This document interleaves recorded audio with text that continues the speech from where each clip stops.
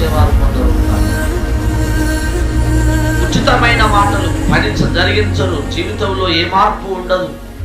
ఉచిత సలహాలు, ఇది ఇలాగైతే ఎలా ఉంటుంది, ఇది ఇలాగైతే ఎలా ఉంటుంది అని చెప్పేసి అంటూ ఉంటారు. కానీ చెయ్యగలిగినటువంటి వారు కావాలి. మాటల మనుషులు కాదు, చేతల మనుషులు కావాలి.